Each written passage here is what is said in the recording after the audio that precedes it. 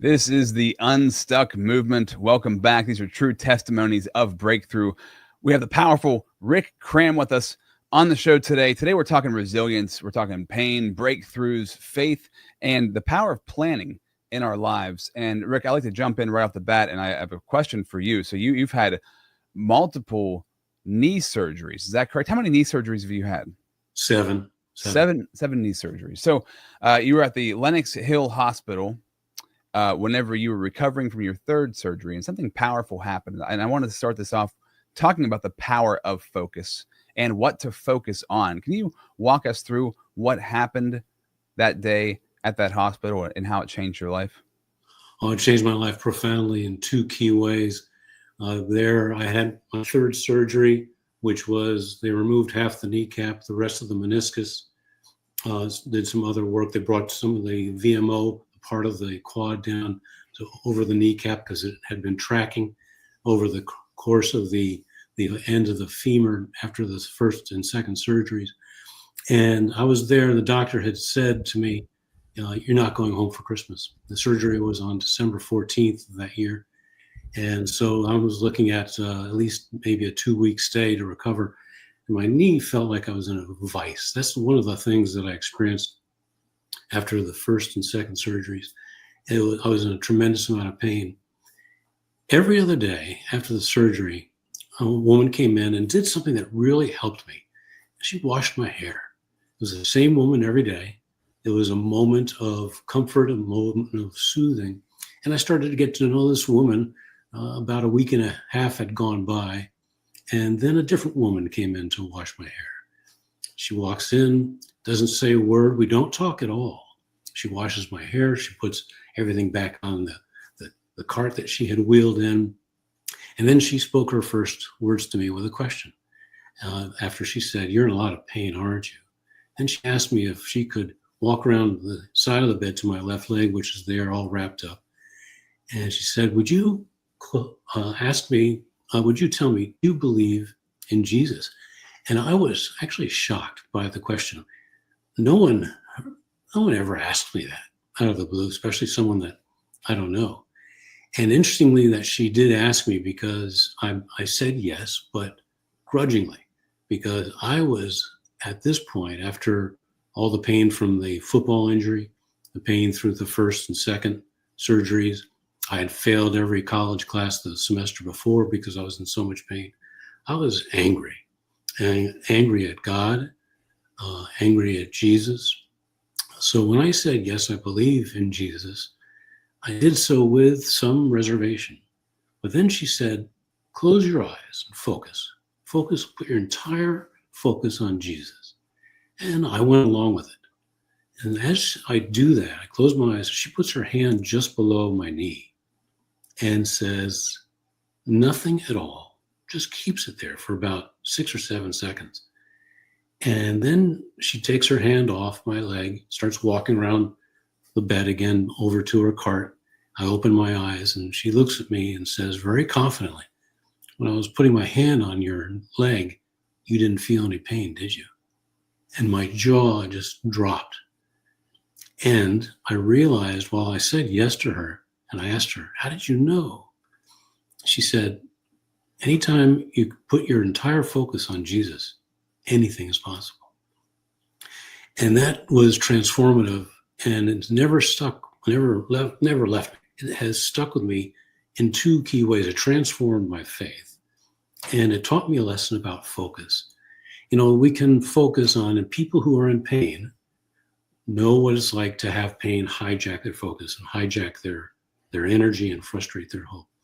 People who are dealing with a lot of stress, 57% of Americans say they feel paralyzed by the amount of stress that they're carrying. But if we think about the power of focus, we can realize that what we focus on is what we experience. Mm-hmm. Then I focused on Jesus, and I was experiencing Jesus. When I focus on hope when I'm in pain, I experience hope. When I focus on a certain perspective, such as having a long-term perspective, I am experiencing a long-term perspective. So focus was one of the powerful lessons from that hospital experience. Yeah, focus is an amazing thing, isn't it? Because we're usually not paying attention to what we're focusing on. We're focusing on something. We have to be focusing on something. There's really no option there. There's something you're paying attention to, but being aware of it and choosing where you choose to put your focus is really, really powerful. I love that story because that is number one, builds my faith just to hear that and know what it had to have done for you in that moment. Yeah. But it's such a practical example, such practical information, because this is what I love about these podcasts is we talk about practical things that have real substantial impact in your life. And this is one of those practical things that, boy, it's so easy to not be aware of your focus. It's so easy to let that focus drift, and we kind of give away that power of that focus. Every second of every day we have to make those choices, and so to be able to keep ourselves in that place is a challenge, but there's so much power there. Day to day, we have choices to make. You use that word, and then honing in on that word, Rob, we have choices. People who are in pain, physical pain, and there are 50 million people in the US who live with chronic pain. I don't know, I'm one of them. I hope you're not. Or those 57% of people who are dealing with so much stress. Choice becomes, and the importance of it becomes magnified. We need to make more choices to be resilient. We need to make more choices to get through it, to get unstuck. And so that word choice means a lot. A lot of times we can get the sense that, such as when pain hijacks that focus and it can keep it away from us, we need to be extra deliberate with those choices. Yeah, 100%. So just a great place to start in this episode. So I want to pause just for a second to recalibrate ourselves. Now, this podcast was created to help people get unstuck. Clearly, the title is The Unstuck Movement, these true testimonies of breakthrough. And I'm so excited to tell your story today, Rick, because I know it's a powerful one. And I want to encourage people who are watching that breakthrough is possible for you. We are sponsored by the Connected Leaders Academy. You can check out connectedleadersacademy.com. Nearly 500 leaders from all over the world, heart-centered leaders helping each other grow, and also the Pro Podcaster Academy. So if you're somebody who wants to launch your platform, launch your podcast, be the go-to authority at what you do, be the expert in your field, make a lasting impact on people's lives, and also create incredible personal and professional connections, you should launch your own podcast. I would love to help you do that. You can go to robzwentz.com. That's the website for the Pro Podcaster Academy. Join the waitlist. And if you have a podcast, I'd love to help you streamline it. I would love to help you take it to where it maybe takes you hours to get done. It may cost you a lot of money to get it done, to streamline that process and also monetize it so that it benefits you and the people who engage with it. Today, we have the powerful Rick Cram with us, a resilience coach who helps people transform pain into purpose using his Plan to Be Your Best method. He brings 30 plus years of experience in leadership consulting and 20 plus years as a caregiver to his powerful coaching approach. So talking about focus, how do you keep, Rick, your focus throughout the day? It's so easy to lose focus and not be aware of it. What strategies do you have to maintain your focus? It's a matter of regaining it many times over and over, because what I experienced day in and day out since the 7th surgery on my left knee are instant blasts of agony. And the knee has been left in a state of trauma. And so every time I get a blast of pain, and I never know when it is, when the next one's coming, I need to win back my own focus. When I was going through surgeries 4, 5, and 6, I realized that the level of pain needed to be matched by the level of intentionality. And so that's when I was started putting together the methodology for Plan to Be Your Best as you navigate pain. And it really evolved over the course of the years after that and leading up to going through surgery number 7. And one of the parts of the Plan to Be Your Best method are the 3 steps of resilience. The first step is tune in. The second is plan. And the third, be your best.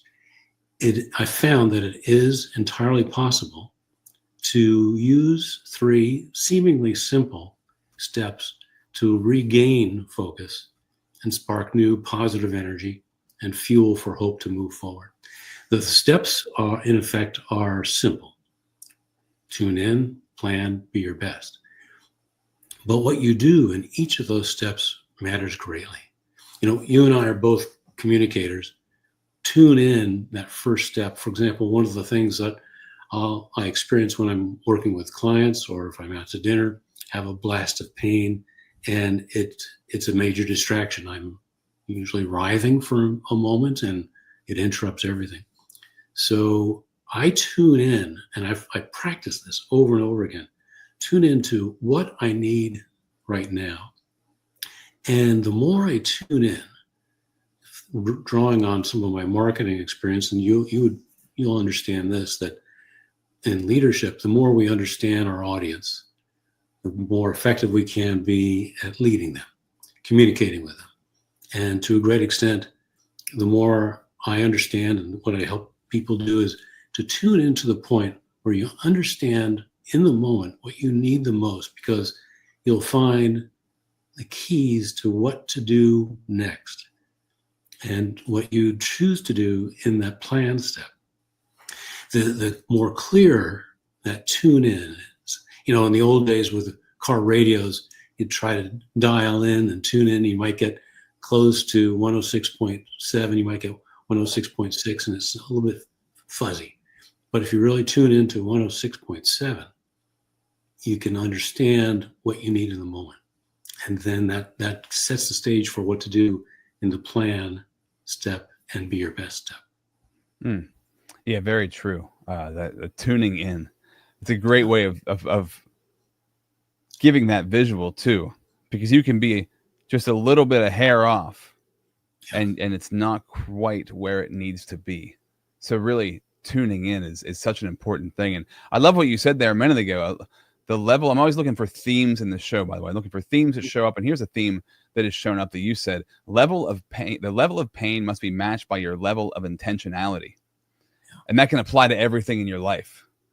That's a really powerful way of, I want people who are listening and watching to take that in. Think about that. Your level of pain must be matched by your level of intentionality. And that intentionality can and will offset that pain. Being intentional. Another way to put it is the pain will make you stuck. Yeah.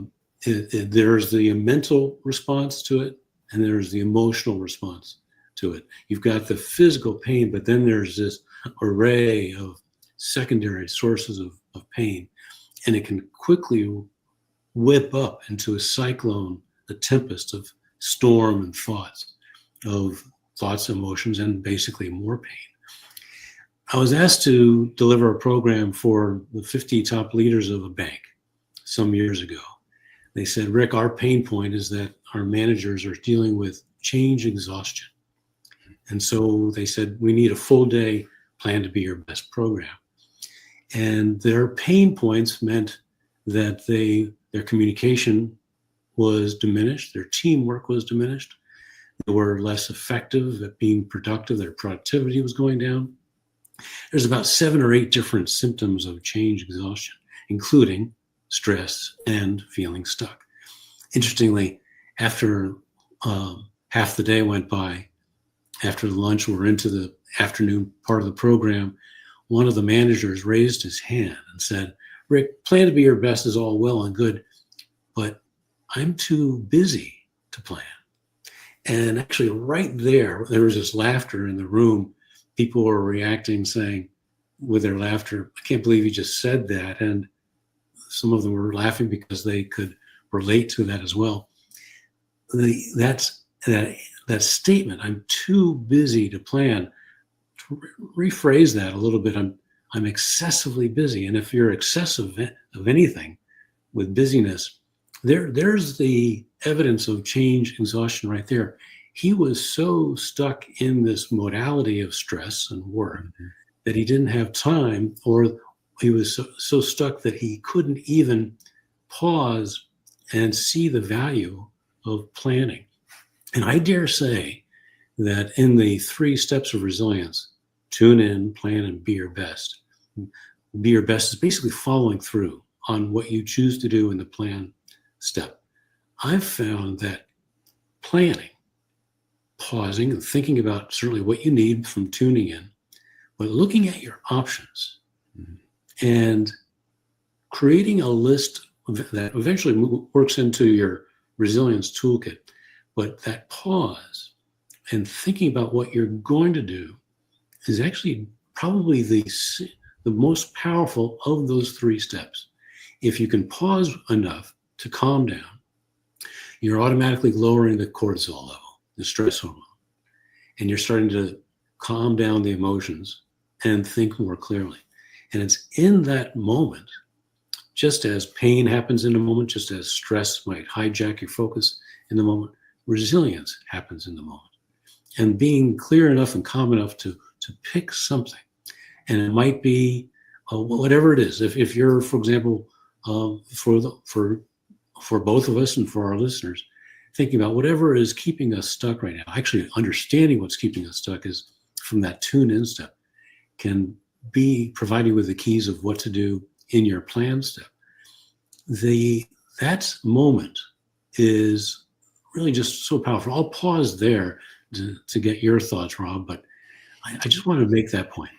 Yeah, and I've heard this too from clients and just from people in my life, that too busy to make any plans. But making plans, really, I mean, you can spend 10 minutes at the end of the night. You could spend 15 minutes at the beginning of the day. Planning doesn't have to take forever. You have to get into the habit of planning to where it can be more and more efficient and you can streamline it. But at the same time, it's the intentionality, going back to the word intention.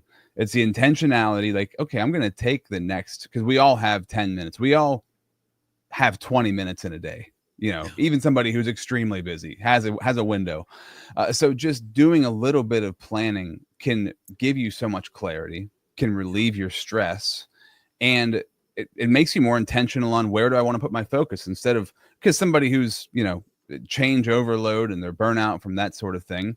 And I think through life, especially right now, so much is changing and people get overloaded. They get mentally overloaded. So you're always putting out fires.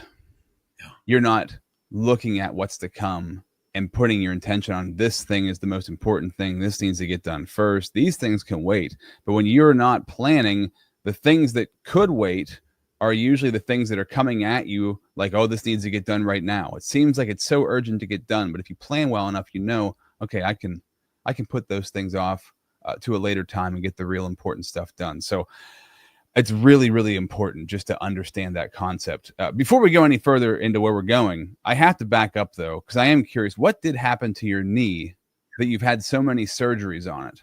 I want to know that personally for myself, just to understand what had happened to you, because it's amazing, right? The pain, which is the title of this podcast, The Hidden Power in Pain. The pain has caused great power in your life and great things to emerge from it. What did happen to you? It was about 2 minutes to go in the last football game of my senior high school season.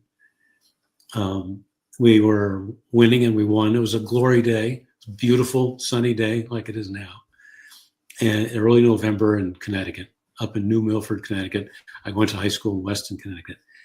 With about 2 minutes to go in the game, the coach had signaled, we're about to send in the junior varsity to finish out this game. Rick, this is going to be a running play for you. This is going to be your next to last play on the field. I was given the ball to sweep around to the right. And as I'm trying to turn the corner, the defensive halfback had an angle on me. And he grabbed the back of my jersey and he continued, and he fell down specifically, deliberately, to whip me over in a backwards flip, and my knee whiplashed into the ground. Oh. Tore all the cartilage, bone chips, and I got up from that like I had gotten up after breaking a rib the previous year. Gotten up after breaking a wrist in my freshman year. I could tell this was not a typical injury. I had the adrenaline in me to get up and go play one more play. I didn't carry the ball, but my knee was on fire. So the first surgery was the following March, and that ended up causing more problems. That kneecap started tracking back and forth over the femur and doubled in size. And surgery number 2 was a trick to see if it would fix it, but it didn't. So the third surgery was that experience at Lenox Hill Hospital, where they removed half the kneecap to bring it back down to normal size, and basically removed the rest of the meniscus. So at the age of 20, I had a fully arthritic knee. Wow. It's interesting. So dealing with chronic pain, I also, my back, there's some chronic pain there. It bothers me on a daily basis. And I was preparing for this episode, and I was thinking about what you were talking about with your knee and how great lessons have come out of it. Yeah. And I've had so many lessons come out of the situation in my back too. I've had so many lessons of, well, I fell on a sitting up beer bottle at a party when I was 21, bounced off of a bed and landed on it. And it was sitting straight up, and it really, really hurt. And one of the lessons was, partying, not the right way to go. It's an easy lesson to take from that. But there's been so many lessons over the years of, like you said, about focus. And this is an interesting one for me. When I put focus gently, like just observe where the pain is. And I'm going to apply Jesus to this now that you talked about that, and ask Jesus to come into that place. And I'll also just focus on Jesus when I'm feeling that pain. But one of the things that has helped me so much is I rest my focus on that area. I'm not like anguishing about it or like being negative about it. I'm just looking at it, right? And as I look at it, the pain dissipates, which I find really fascinating. But it's like the more I avoid the pain, so it's a great metaphor for life. The more I avoid the pain, the worse it gets. But the more that I accept it, don't resist it, and look at it. I'm not obsessing over it, but I am focusing on it. I'm observing it. The pain gets less and less. And it's exactly like life. When we don't look at the things that are the problems and we avoid them, they grow and they get really bad, because by not looking at them, we're technically, I'm trying to put my words together so it makes sense. But even though I'm not obsessing on it because it hurts, I don't want to look at it. So it doesn't go away. But I still am paying attention to it by not looking at it, by trying to work around it. I'm still paying attention to it because it's the center point of what I don't want to focus on. So the more I give it focus and I plan around it, I have intentionality around it, whatever the thing may be, the pain gets less and less and less, because the intentionality and the plan helps to eliminate that pain. I just wanted to share that because I feel like we have a common bond in that understanding. We certainly do, brother. When you focus on it, are you caring for yourself? Mm-hmm. Yeah, you're not focusing on it in like I hate this kind of way. Yeah. It's like in I see you, like just how when somebody else is hurting and they know that they've been seen, they know that they're understood, that somebody cares about them, things get better. It's the same situation. Someone in my care once came to me, and the first thing that he said when he sat down was, "Rick, I just wish people would understand. That's what I need the most."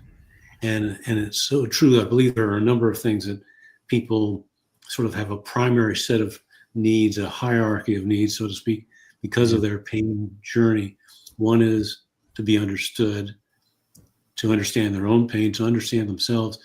I believe they need compassion, empathy. They need to have opportunities to express what they're experiencing, what they're thinking, what they're feeling. If we look at a reaction to pain where we perhaps don't look at it or look at our own needs, perhaps dangerously, where we deny it, we reject it, that's the trap that starts that tempest of thought, of thoughts and emotion and more pain. If a good friend of mine in England, Natty Beltram, who once said, the moment we start to reject reality is when the fight begins. Mm-hmm. And it's so true. She's a neuroscientist and a leadership professional like yourself. So, and there's this wonderful quote. I'm going to see if I can come up with the name of it, but the business owner once said that what a leader needs to do first is define reality. The last thing they do is to say thank you, and in between is to serve. But that first point, when we do look at the pain, the cause of it, and how we're reacting to it, that's defining reality. And to be resilient, we need to be realistic. And one of the things that come to mind as I'm listening to you is these are patterns. That intentionality is best served when we develop those patterns of tuning in, planning, and being our best.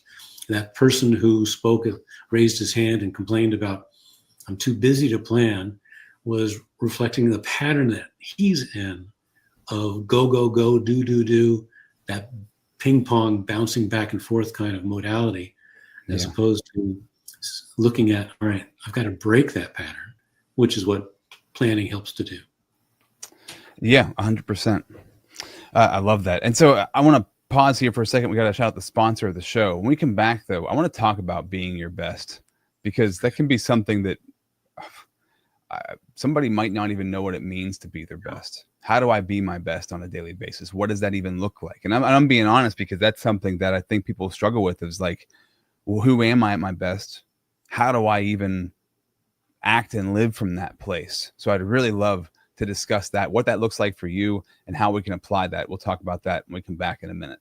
Are you struggling to make consistent, valuable content for yourself? Do you want to have an efficient and effective way to create content that attracts the people that you want to connect with in life, the people you want to build relationships with in business? Do you want to be the go-to authority at what you do, at what you're great at? Would it be helpful for you if you had a platform that connects you to incredible people in your industry? The kind of platform that gets you leads and lands you clients without you having to beat down anybody's door or blow up anybody's inbox. Whether you're already creating content or you're desiring to start and it's something that's been kind of burning inside of you for a while, I urge you and encourage you to check out the Pro Podcaster Academy. Get started right now. Join the waitlist at robzwentz.com.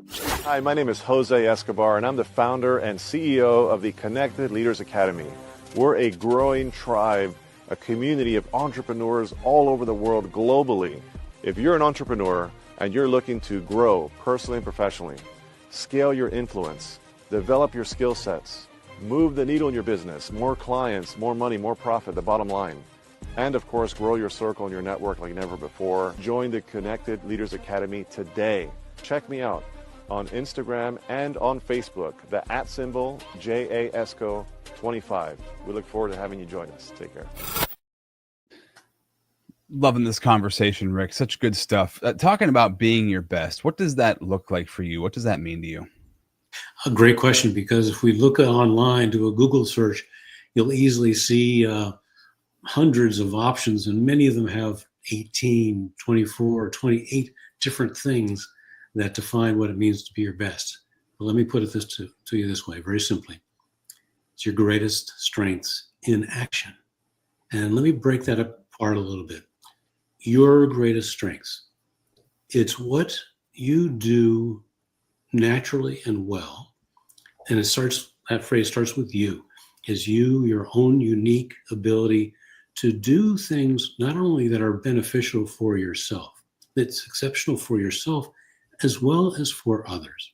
Mm-hmm. So your greatest strengths are those things that we have an innate ability to do, and we're likely to have, when we look at those strengths, your strengths or mine, we will sort of even enjoy and take pleasure in them.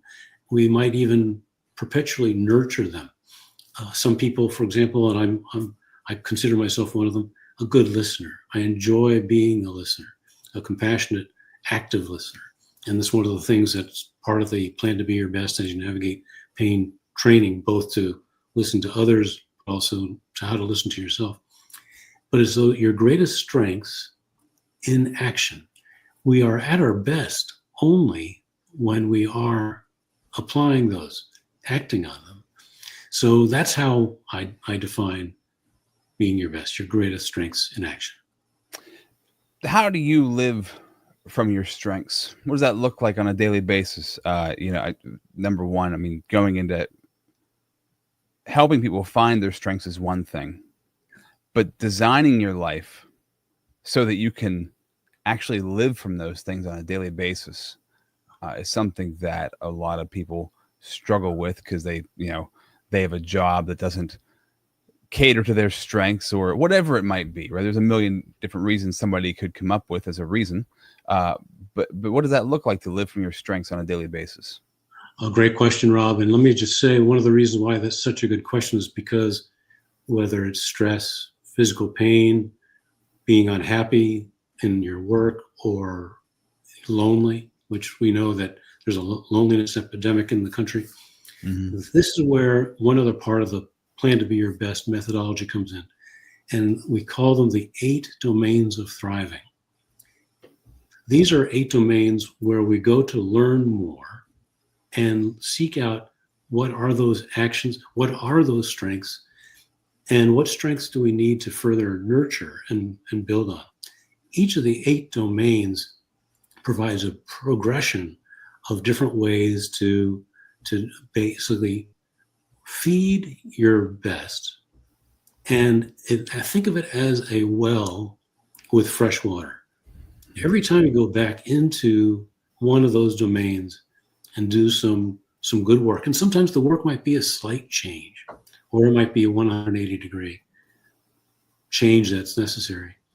But the more you keep going back to that well, the deeper it gets, the more fresh water there is to fuel being your best and to be resilient and to thrive. The first one, just to give you an example, the first one is prepare. The P in plan and best, those are acronyms, stands for prepare. And in this domain, we focus on one essence of it is to understand what your identity is.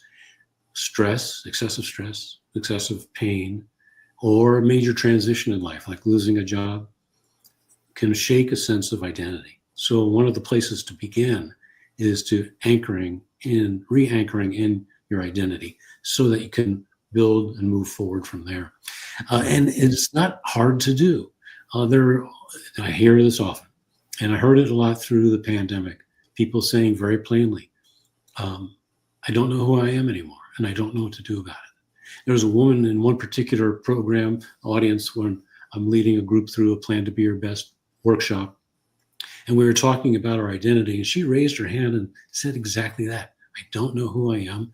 And she added, while she didn't know what to do about it, you could actually hear the upset and confusion in her mind of saying that. She said, I feel like I don't have any value. So we went through a certain exercise where we simply looked at a few questions. And I asked them to make a list. Everyone participated in this. Make a list of what's true about you, what's good about you, and what's unchangeable about you. Think of it a different way, and you'll recognize this. What is your way? What is your truth? And what do you do? And how are you in life and in relationships where you bring light and life to others? After we went through that exercise, and at the end of the program, you could see her whole posture. She was sitting up, and there was this energy coming from her. And she said, I realize now who I am and the value that I bring. It changed, it really was transformative for her. So the domains work in that way, the 8 domains of thriving. That was one example. Yeah. And that's one of the benefits, one of the necessities of having people around you who encourage you and you encourage them. The groups like you're talking about, you get it's really, especially when you're down on yourself, it can be really hard to see what your gifts are, what your strengths are, what your value is. And when you're isolated, which if you're down on yourself, we tend to isolate. The more you isolate yourself, the less you're going to get feedback on what you're really meant to do here on this earth. And the more we get around like-minded people, or we go and be of service, right? When we go and be of service, that's going to bring out those gifts and those strengths that we have. And it can be that simple. Now, when you're in the middle of a funk, it's not that simple. Well, it still is that simple, but it's not that easy to go do, right? It's got to be a very conscious decision to go do those things. And you were mentioning about the pandemic and people losing kind of their sense of purpose. And I think I've been having this conversation lately with a couple of people, but our identities are in life are so attached to what we do for a job, what our career is. When somebody asks, hey, tell me about you, one of the first things you tell them is what you do for a living, because we spend so much time working. And I love the concept of when you aren't doing, who are you being, right? That's the real you, that being. What would you say for yourself? When you're not doing, who are you being, and how does that shape how you live? I was down on my knees, literally and figuratively, in so much pain a couple of years ago. And I had started working on the book, finding a hard time getting through it, getting it done. I'm still working on it. But I was really in a tough place. And I'll be candid, I grieve a little bit every day because of the amount of pain that I deal with. I am in the pit usually once or twice a week. But in that place, I prayed. I said, God, I need you. And I heard back a whisper in the heart immediately, I need you too. And that reminded me of the purpose that I have, the call that I have, the choice that I've been making, and that is to encourage and equip others to plan to be your best as they navigate pain. Part of my thriving with this amount of pain is a combination of being able to express it more and to be of service to others. We're talking at a very interesting time, Rob, because in January, my baseline pain, it went up about 3 to 4 times more than what it usually is. And so it was a tough winter.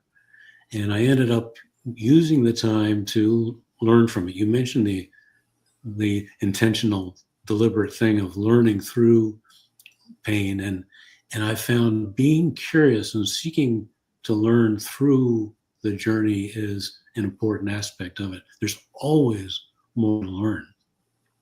And so I got to a point where I've been learning so much about the significance of expressing what my experience is day in and day out, moment to moment, even sometimes, and doing more of being service. And I find that if I'm not doing enough of either one of those, I can actually get into a funk. I can get down and on myself and into the pit a bit. Mm-hmm. Yeah, that's the backsliding, right? There's the idea, and it's a very true idea, although we fall into it often. The idea that there's no standing still. You're either moving forward or you're falling backward. And if you're standing still, you're slowly falling backward. You might not realize it right away, but that's the case. And so always be intentional on moving forward and growing. And service is such a big part of that. So I love that, Rick. That's so good. As we come to the end of this episode, I want to encourage people to go to your website. So on the website, right in the front page, they can check out the PDF. They can download it for the 3 steps to resilience at rickcram.com. Do you want to talk a little bit about those 3 steps to resilience? Oh, thank you very much, Rob. This is a free downloadable PDF that you can reuse over and over. It's a fillable, where you'll see the 3 fields, one for each of the 3 steps of resilience. The tune in, where you can write out, and it's so helpful, whether you type it out or write it out. Use blue ink, by the way, because there are studies that show that when we write in blue ink, a couple of things happen. It's more calming, and we're more likely remember what we're writing. Interesting. And there are other benefits to it. It is very interesting. But use the time to pause, lower the cortisol, be in the moment, and gain some clarity about what are those things that you're experiencing. What are your pain points? and then pause, reflect on it, and then you'll see the prompt for the plan step, where you'll write out optional things that you can do. And look for this in that moment of planning, in a way that you're going to naturally be more calm. You'll be in the moment, but by virtue of looking forward to what you'll do, whether it's in a few moments or in a week or next month, whatever it might be, you're actually, in a way, transcending time. You're starting to calm even further and make decisions about what you're going to do to become unstuck, either in the moment. And perhaps I said this earlier, but just as pain happens in the moment, so does resilience. So there's being in the moment, numerous advantages and real power to that. And then be your best, take action, and write out then in the field that you'll see on that one pager, write out what you experience, because when you follow through on what you do, what your choice was, you'll experience something, and it's worth acknowledging what, especially the goodness that you've experienced. The T in the last domain of the 8 domains of thriving is triumph. It's so worthwhile and important to celebrate even the smallest triumphs. Yeah, that's so true. We can blow right through those, right? You can blow right through those triumphs because you got to get to the next one. That's such a great point, and it's very, very true, especially anybody who's an achiever, an overachiever, who's just building their life on their successes. It's easy to forget to stop and smell the roses, especially on the really small things that are great victories, but they're small victories right throughout the day. That's very important. So go to rickcram.com. And I want to encourage you guys also, if you want to be the authority in your space, launch your podcast or streamline the podcast you already have and monetize it. I'd love to help you with that at robzwentz.com. Anything you'd like to leave the audience with before we sign off, Rick? I would just want to encourage you. This is a conversation about getting unstuck. Think about getting unstuck as a new pattern, just as being stuck creates a pattern all of its own. And in a way that our brains do work in a way to keep us right where we are. So one of the best things to do is practice a new pattern of getting unstuck, even for a moment, and then repeat that over and over again. And I definitely want to say, Rob, thank you so much for inviting me as a guest. Absolutely. Glad to have you here. Amen to that. So true. And I just want to encourage everybody. Listen, this show is for breakthrough, right? So these are real examples, true testimonies of breakthrough. So it's possible for you, no matter what you're going through, to find that breakthrough, but you got to keep going. Tune in. Number one, I love how you put it, because it's so true. And it really is, like you said, the best things in life are simple. They might not be easy sometimes, but they're simple. Tune in, plan, and then be your best. Apply that to your life. Get unstuck, and we'll see you next time.